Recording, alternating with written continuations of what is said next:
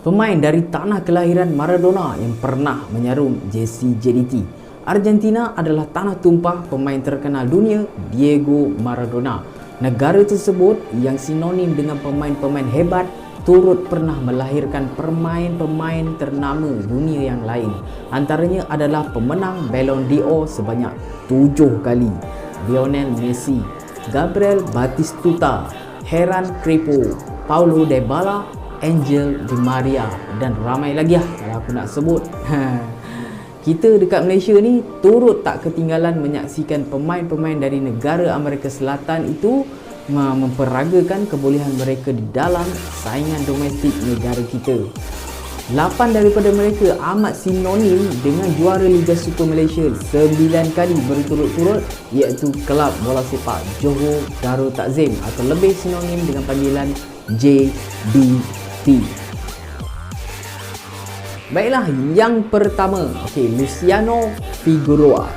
Karier Luciano Figueroa boleh dibukukan sekiranya kisah beliau bersama JDT mahu diceritakan semuanya.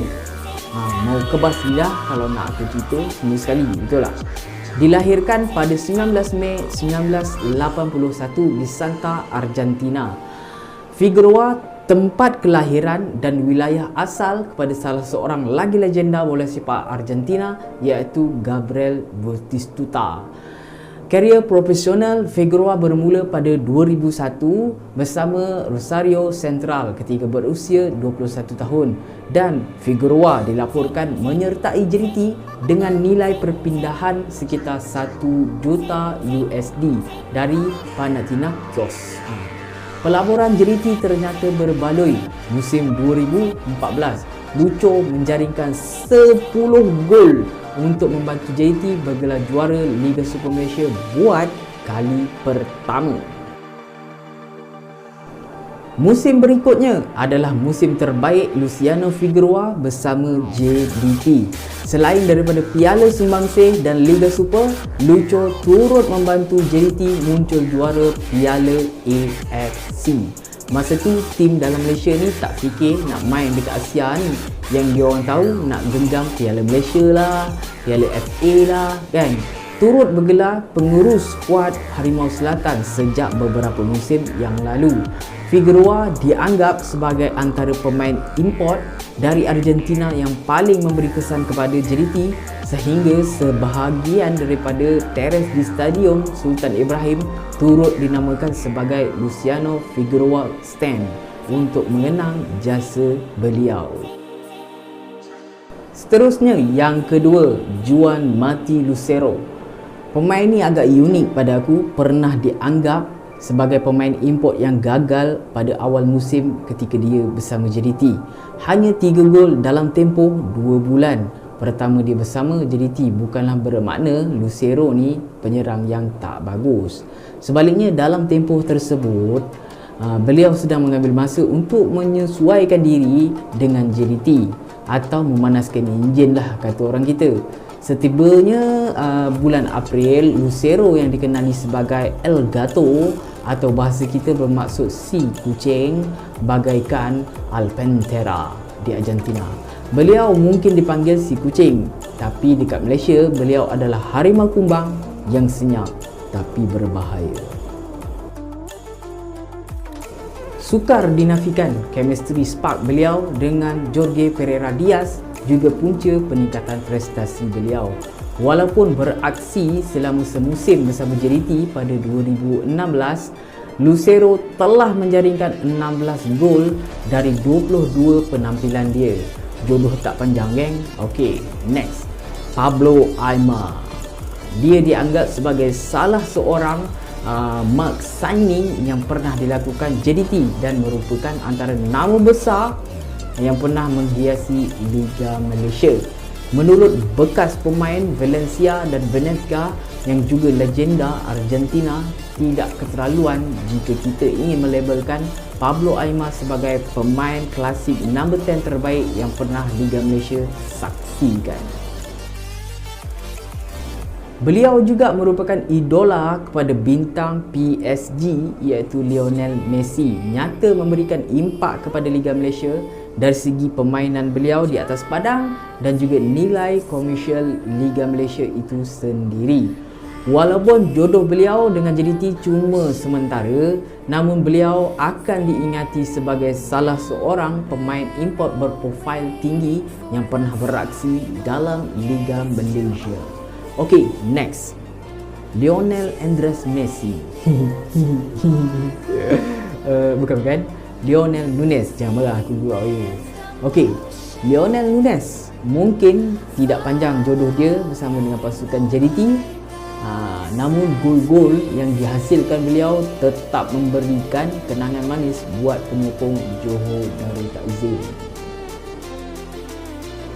Nunez memberikan impak yang cukup baik buat pasukan JDT sejak dari hari pertama yang beliau beraksi untuk pasukan tersebut, dan nyata gol-gol beliau memberikan kemenangan penting buat pasukan dari selatan tanah air itu. Celoteh dan kenakalan Nunez walaupun ketika beraksi di atas padang sering menjadi bahan ketawa penyokong JDT. Mak kata dia, mak yo tak salah. Kenangan tersebut tak mudah dilupakan sebagai bagi aku ini sangat melucukan.